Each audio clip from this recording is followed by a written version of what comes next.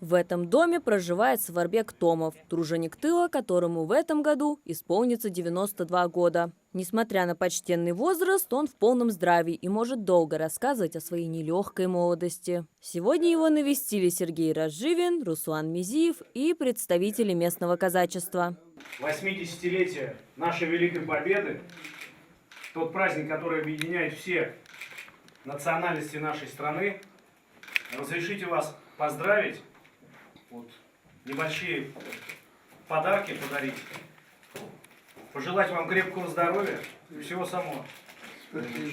Саварбек Томов сходу начал рассказывать о жизни в депортации. В те годы труженик тыла был еще 11-летним мальчишкой, который ощутил на себе все те условия. Ни еды, ни тепла, так еще и родители болели. Будучи ребенком, Саварбек Османович был вынужден работать в колхозе. Ветеран рассказывает, с ранней весны до поздней осени они сеяли, убирали зерно без отдыха. Уже через 4 года труженик тыла получил медаль за доблестный и самоотверженный труд в период Великой Отечественной войны. Там такие люди жили, как мы, высланы, кулаки, русские люди. Там ни одного казаха не было. В мае 1957 года Саварбек Томов вернулся на родину. Возвращение домой ждали долго, но, оказавшись на родных землях, проблемы не закончились. Ни дома, ни имущества уже не было. Но труженик тыла не сдавался. Устроился на работу, продолжал жить. А в ноябре того же года его призвали в ряды советской армии. Отслужил Саварбек Османович 3 года. А дальше его ждал долгий трудовой путь, вплоть до самой пенсии. На груди у ветерана красуется множество медалей, но даже они не отражают весь тот непростой жизненный путь Саварбека Османовича. Но за свои старания он был награжден, и дело вовсе не в медалях, а в большой семье, которая с огромным уважением относится к ветерану. У Саварбека Томова 6 детей, 28 внуков и 40 правнуков. Впрочем, похвастаться ветеран может и своим духом, который никогда не угасает.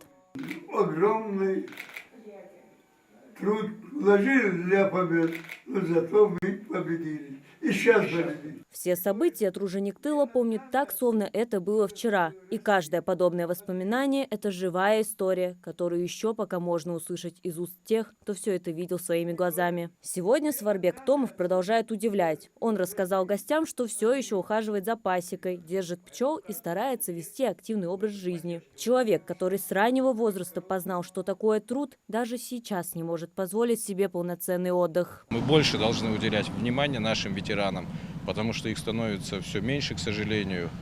И сегодня то, что нам рассказал как раз-таки Саварбек, это останется у нас в памяти, и это мы будем передавать нашим поколениям.